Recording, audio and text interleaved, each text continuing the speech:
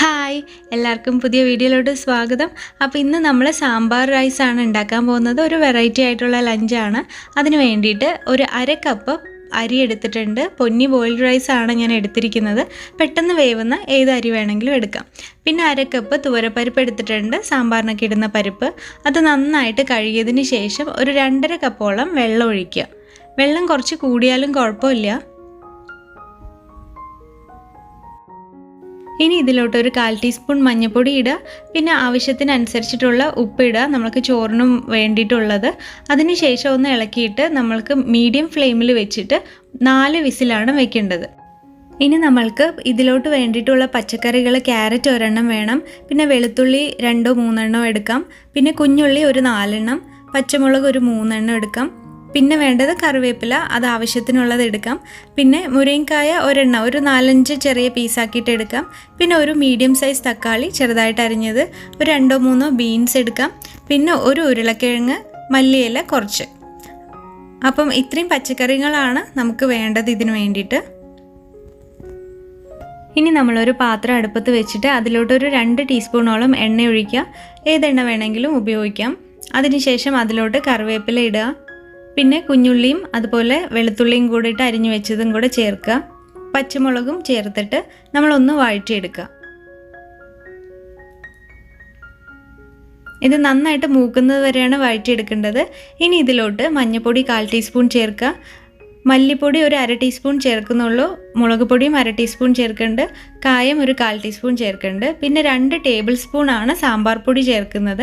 അഥവാ സാമ്പാർ പൊടി ഇല്ലെന്ന് വെച്ചാൽ മല്ലിപ്പൊടിയുടെയും മുളക് പൊടിയുടെ അളവൊന്ന് കൂട്ടിയാൽ മതി.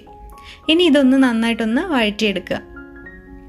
അതിനുശേഷം നമ്മൾക്ക് ഇതിലോട്ട് മുരിങ്ങക്കായും തക്കാളിയും നമ്മുടെ ബാക്കിയുള്ള പച്ചക്കറികളെല്ലാം ഉണ്ടല്ലോ, അതെല്ലാം കൂടെ ഇതിലോട്ട് ചേർക്കുക.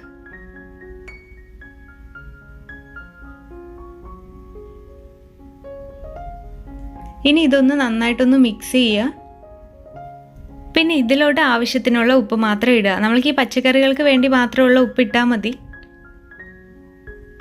ഇനി അതൊന്ന് മിക്സ് ചെയ്തതിന് ശേഷം ഇതിലോട്ട് ആവശ്യത്തിനുള്ള വെള്ളം ഒഴിച്ചിട്ട് നമ്മൾക്കിനി വേവിക്കാൻ വയ്ക്കുകയാണ് ചെയ്യേണ്ടത്. മൂടിയിട്ട് വേണം വേവിക്കാൻ വയ്ക്കാൻ. ഒരു മീഡിയം ഫ്ലെയിമിൽ വെച്ചിട്ട് വേവിച്ചാൽ മതി. ഇടയ്ക്കിടയ്ക്ക് ഇളക്കി കൊടുക്കണമെങ്കിൽ ചെയ്യാം. പിന്നെ ഇത് നമ്മൾക്ക് കുക്കറിൽ വേണമെങ്കിലും ഈ ഒരു സ്റ്റെപ്പ് ചെയ്ത് വേവിച്ചെടുക്കാവുന്നതാണ്. അപ്പോൾ അതേ നമ്മുടെ അരിയൊക്കെ വെന്തിട്ടുണ്ട്, നന്നായിട്ട് പരിപ്പുമൊക്കെ നല്ല വെന്ത് കുഴഞ്ഞിട്ടുണ്ട്. ഇതുപോലെ ഇരിക്കണം, നല്ല കുഴഞ്ഞ പരുവത്തിൽ വേണം നമ്മൾക്ക് ഈ ഒരു ചോറ് ഉണ്ടാക്കിയെടുക്കാൻ വേണ്ടിയിട്ട്. അപ്പോഴത്തേക്കും എന്തേ നമ്മുടെ പച്ചക്കറികളും എല്ലാം വെന്തിട്ടുണ്ട്. ഇതുണ്ടോ, ഇങ്ങനെ നോക്കിയാൽ മതി. നമ്മൾക്ക് ഉരുളക്കിഴങ്ങൊക്കെ ഇത് നന്നായിട്ട് വെന്ത് കിടക്കുകയാണ്. അപ്പോൾ ഇനി നമ്മൾക്ക് ഇതിലോട്ട് പുളിവെള്ളം ഒഴിക്കണം.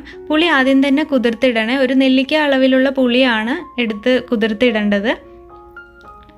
ഇനി പുളി ഒഴിച്ചതിന് ശേഷം അപ്പോൾ തന്നെ നമ്മൾക്ക് ചോറുണ്ടല്ലോ അത് ഇതിലോട്ട് ചേർക്കാം.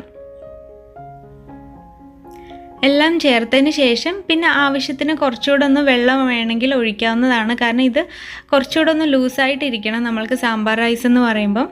അപ്പോൾ ഞാനിവിടെ കുറച്ചുകൂടെ ഒന്ന് വെള്ളം ഒഴിക്കുകയാണ്.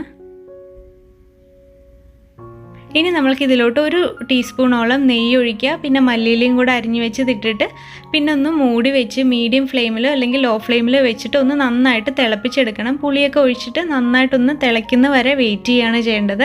അപ്പോൾ അത്രയേ ഉള്ളൂ. ഇത് നന്നായി തിളച്ച് വന്ന് കഴിഞ്ഞിട്ടുണ്ട്. നമ്മുടെ സാമ്പാർ റൈസ് റെഡി ആയിട്ടുണ്ട്. നല്ല ടേസ്റ്റി ആയിട്ടുള്ളൊരു റൈസാണ്. നിങ്ങളെല്ലാവരും ട്രൈ ചെയ്ത് നോക്കണം. ഇത് തമിഴ്നാട്ടിലൊക്കെ ലഞ്ചായിട്ടൊക്കെ കഴിക്കുന്ന ഒരു റെസിപ്പിയാണ്. ട്രൈ ചെയ്തതിന് ശേഷം അഭിപ്രായങ്ങളൊക്കെ പറയാം. അപ്പോൾ ഇനി അടുത്തൊരു വീഡിയോയിൽ കാണാം. എല്ലാവർക്കും ഒരുപാട് താങ്ക്സ്. ബൈ.